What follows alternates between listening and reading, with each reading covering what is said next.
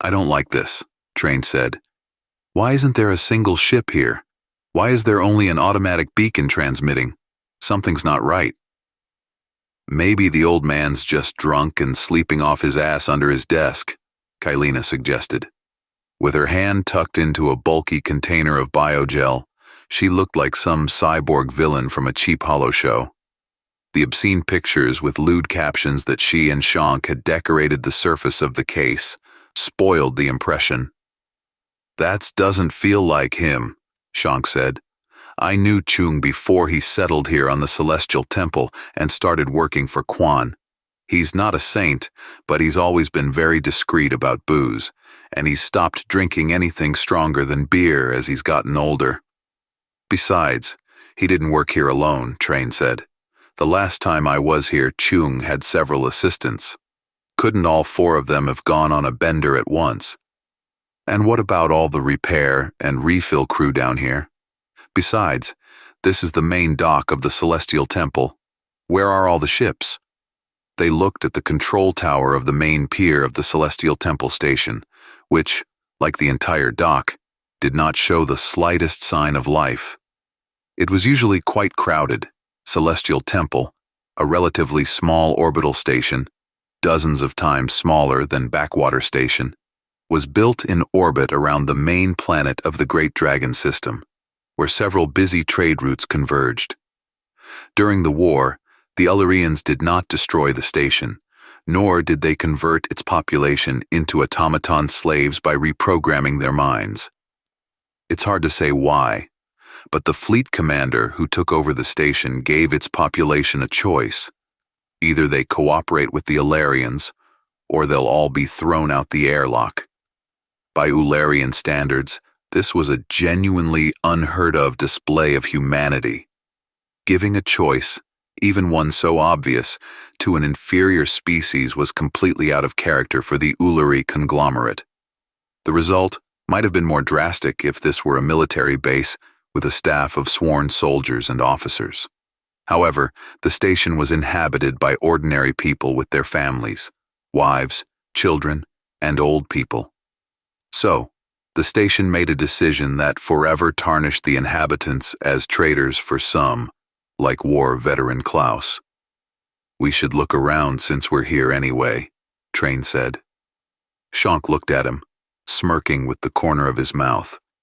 "Are you sure? It looks kind of creepy." He nodded toward the deserted docking platform. "Maybe they're just waiting for us to get out so they can chop us up into a fine salad. I'm sure word has already gotten back to Quan about what happened to his men on Backwater. Then why don't they just put a few torpedoes into the ship on approach?" Kylena has joined the conversation. "Their defenses are fine." She pointed to several gun turrets and launchers visible some distance from the landing platform. Quan had always been obsessed with security, and if he decided to finish us off in retaliation for his men, he wouldn't be hatching such an elaborate scheme. I'm going to agree with Train. If this isn't Old Man Chung and his buddies partying large, then something strange has happened, or is happening. Shank stood up and walked over to the armory. "Well, whatever. If you want to look around, let's go then. But I'm not going in there naked. There's something fishy going on, mark my words." And he opened the door of his battlesuit compartment with a decisive gesture. For several reasons, one of which was the frequent attempts by patriotic citizens of the Federation to wreak havoc on the station, purely out of noble motives, of course, but the main one was the desire to loot those who had survived the war relatively well. There was no direct access to the station. All those arriving at the Celestial Temple docked at a separate module connected to the station by a kilometer-long transport tunnel, through which the shuttle on a magnetic cushion ran.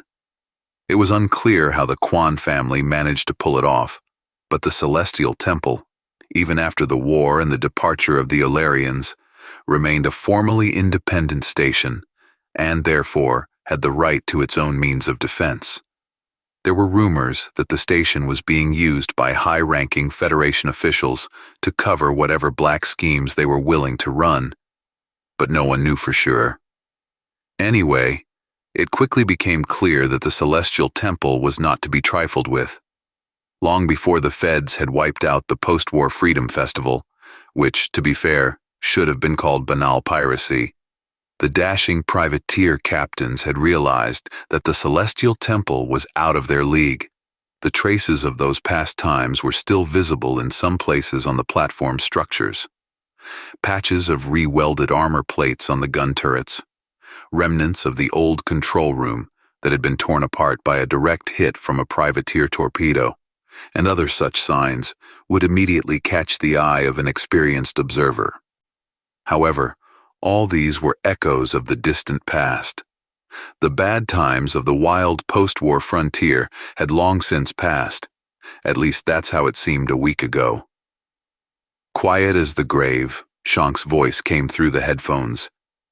He stood at the far entrance to the service hangars for the maintenance skimmers and peered inside through the half-open gate. Skimmers in place, but not a living soul. Same story. Train walked along the pier ramp, cautiously peering through every door he came across. Coming up to the control room, let's see what's in there. He pulled a plasma discharger from his belt holster and checked the charge meter. So far, everything has been quiet, but it's better to be safe than sorry. Space is clear, Kaylena reported. She couldn't wear a combat suit because of the regeneration sleeve, and in any case, someone had to stay on the ship and keep an eye on the general situation. And on the air too, by the way. Okay, let's say there's no one on the docking platform, but the station is full of people. Why the hell are they keeping radio silence? Afraid, maybe? Shank said. He too drew his weapon, a large military-style pulse gun, and stepped inside the hangar. Say, they saw some wicked shit and decided to shut up lest something bad happen. Though that doesn't sound like Quan at all, to be honest. The lights work here, by the way, he said, and the dark opening of the hangar door lit up with a steady white light. Be careful out there, Train said. We don't want to run into another couple of turrets. He glanced at the screen of the armband scanner. Though the readings seemed to be clean, no additional power sources other than the ones that were supposed to be on the station. He noticed a bright green dot moving slowly down the corridor from the hangars to the maintenance office and grinned. And our spacesuits, of course. Be careful you don't mistake me for a bomb and shoot me. Don't worry, I'm not that dumb. Shank mumbled something unintelligible. This is weird. Looks like people rushed out in a hurry. Chairs overturned, mugs knocked over. But no traces of a firefight so far. Like everybody just jumped and ran the hell away. Train walked cautiously up the stairs of the control tower. On the first level, he pressed the elevator button several times, but although the elevator's serviceability indicator glowed a fair green light, the elevator never arrived. Someone must have propped the doors open with something. Okay, that's even better. Otherwise you'd get there, the doors sliding open, and there'd be an ambush. It doesn't even have to be a Ullerian battle turret. Just a couple of thugs with heavy emitters will do. Guys, I've spotted something, Kaylena said in a worried voice, and I don't like it.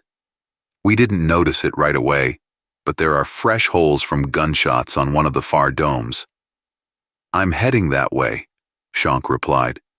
You're saying they were shot from a distance? That's the thing, no, Kaylena said. I just adjusted the optics. Judging by the holes, the dome was shot from the inside. It's like there was some kind of desperate firefight. Be careful, Shank, she said with obvious concern. We don't know what happened in there. Train climbed the penultimate step and peered cautiously around the corner of the elevator shaft into the spacious main control room, weapon at the ready. A moment later, he was holstering the discharger and stepping calmly into the room. Now we know, he said with a sigh. Shank, you'd better not break in there at full speed, though probably nobody will meet you there. Nobody alive anyway. Surprisingly, All the automation of the control panel worked as if nothing had happened. The indicators of the various tracking sensors were blinking, and the large circular eyes of the long-range detection scanners were flickering with a ghostly greenish light. One would have thought that nothing much had happened.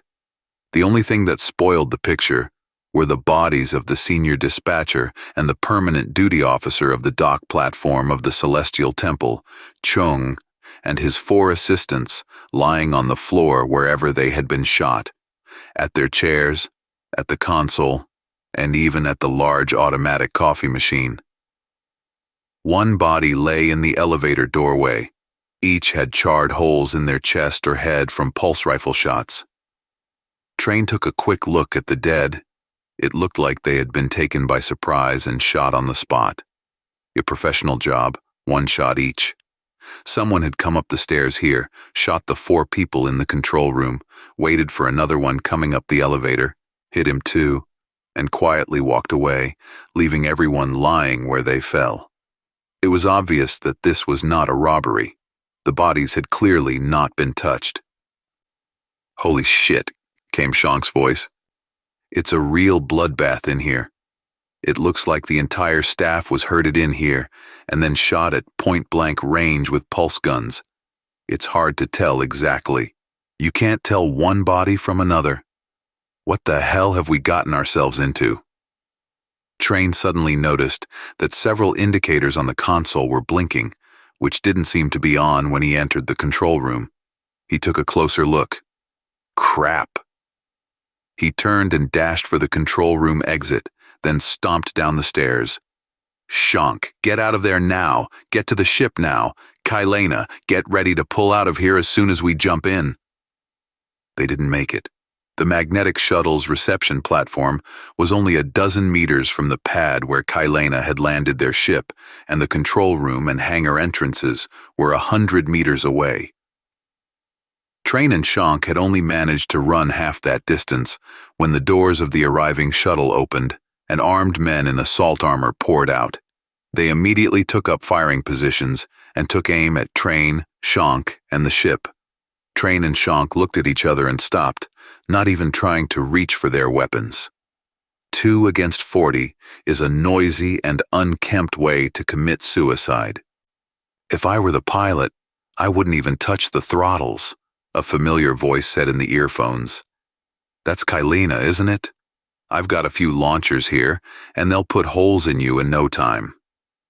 From behind the taller fighters, who looked even more imposing because of their bulky armor, came a medium-sized man in an ordinary civilian light suit. The only thing that distinguished him from some ordinary technician was the glittering inlay on his helmet, an image of a dragon, stylized like ancient Chinese pictures. I was expecting my old buddy Klaus to show up with a gang of his righteous, bloodthirsty veteran friends, said Kaquan Jr., the de facto owner of the Celestial Temple Station. But I see you instead. Did old rat Backwater get so fed up with his son that he decided to send him on a deliberately suicidal mission? Shank slowly raised his hands and looked at the train. "I told you it was a bad idea," he said.